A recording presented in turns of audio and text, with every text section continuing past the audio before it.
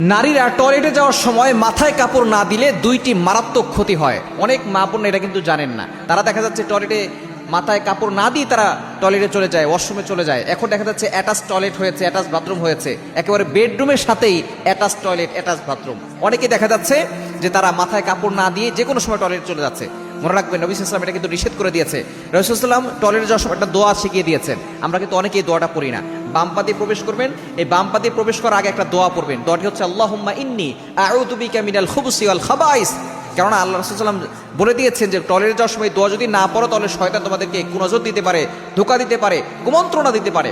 আমরা কিন্তু অনেকে সেটা জানি না। যারা এই দোয়াটা পড়ে তাদের মাঝখানে আল্লাহ পাক রব্বুল আলামিন এবং শয়তানের মাঝখানে আর মানুষের মাঝখানে একটা নূরের পর্দা দিয়ে দেন। তারা আর মানুষের কোনো ক্ষতি করতে পারে না। কিন্তু যেই সমস্ত নারীরা মাথায় কাপড় দিয়ে যায় না, তাদের এক নম্বর ক্ষতি হচ্ছে এই শয়তান তাদেরকে কুনজর দিয়ে থাকে। শয়তান কুনজর দেয়। শয়তান যখন কুনজর দেয় কারণ কোনো নারীর উপরে, তখন তার ভিতরে বিভিন্ন ধরনের ওয়াসওয়াসা রোগ হয়, বিভিন্ন ধরনের সমস্যা হয়। সুতরাং এক নম্বর হচ্ছে শয়তানের কুনজর পড়ে। আর যার উপরে শয়তানের কুনজর পড়ে তার আস্তে আস্তে বিভিন্ন ধরনের রোগ দেখা দেয় এবং সে দিন দিন অসুস্থ হয়ে পড়ে।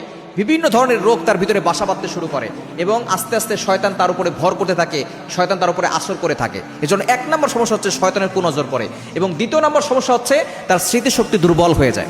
ইন্টেলেকচুয়াল পাওয়ার, মেধা শক্তি, তার স্মৃতিশক্তি, এগুলো সব কিন্তু আস্তে আস্তে দুর্বল হয়ে যায়। এজন্য মা বোনদের উচিত সবসময় টয়লেটে যাওয়ার সময় মাথায় কাপড় দিয়ে যাওয়া এবং দোয়া পরে তারপরে টয়লেটে